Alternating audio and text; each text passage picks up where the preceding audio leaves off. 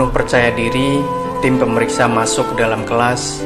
Mereka lantas meminta izin untuk memeriksa tas sekolah para siswi di sana. Pemeriksaan pun dimulai. Di salah satu sudut kelas ada seorang siswi yang dikenal sangat tertutup dan pemalu. Ia juga dikenal sebagai seorang siswi yang berakhlak sopan dan santun. Ia tidak suka berbaur dengan siswi-siswi lainnya. Ia suka menyendiri. Padahal ia sangat pintar dan menonjol dalam belajar.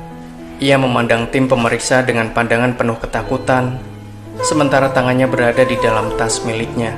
Semakin dekat gilirannya untuk diperiksa, semakin tampak raut takut pada wajahnya. Apakah sebenarnya yang disembunyikan siswi tersebut dalam tasnya?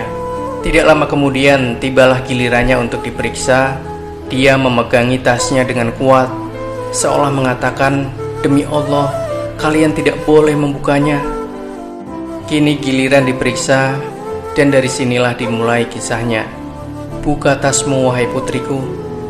Siswi tersebut memandangi pemeriksa dengan pandangan sedih. Ia pun kini telah meletakkan tasnya dalam pelukan.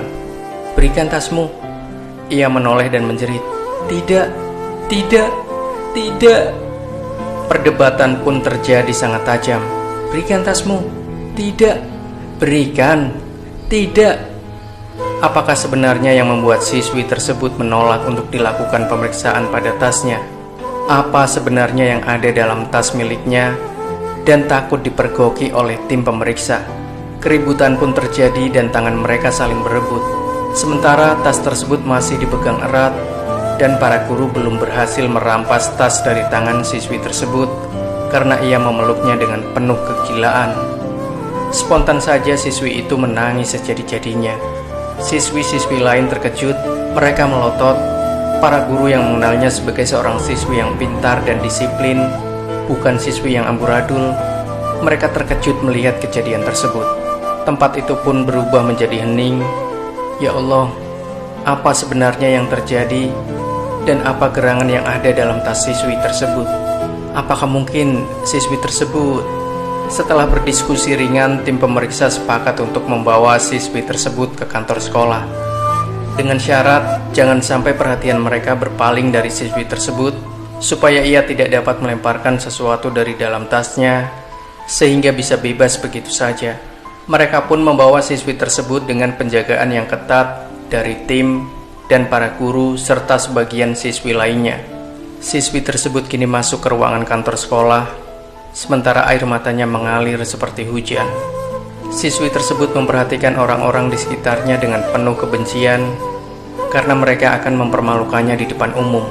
Karena perilakunya selama 1 tahun ini baik dan tidak pernah melakukan kesalahan dan pelanggaran, maka kepala sekolah menenangkan hadirin dan memerintahkan para siswi lainnya agar membubarkan diri.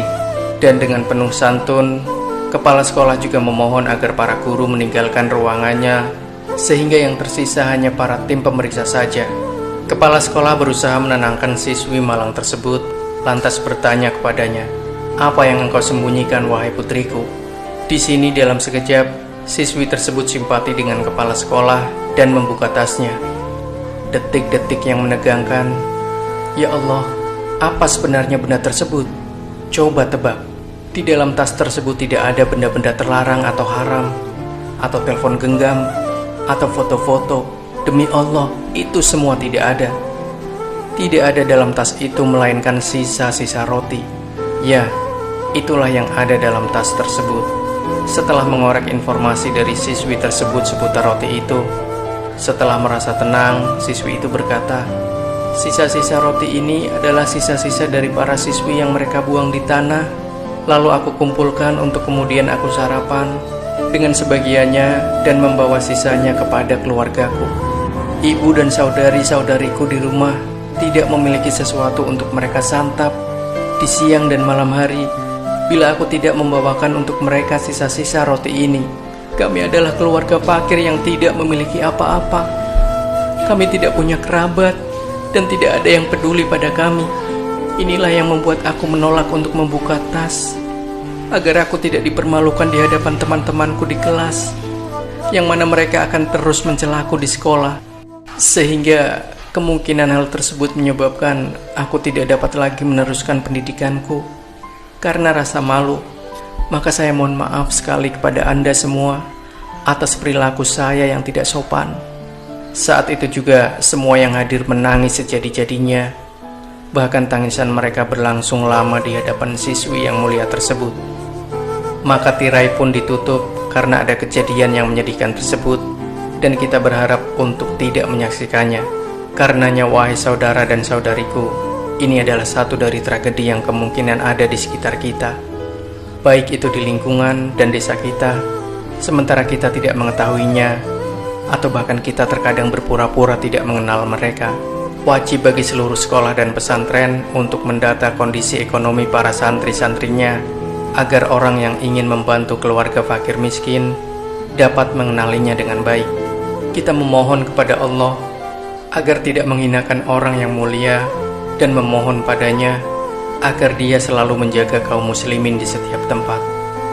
Begitulah sahabat ceritanya Taribon, akhir dari sebuah kisah yang berjudul Tas Siswi Ini Digeledah Guru. Saat tahu isinya, semua orang menangis. Semoga dari kisah ini kita bisa mengambil hikmah. Jangan lupa bila Anda punya masukan dan pendapat, tulis di kolom komentar, like dan share video ini.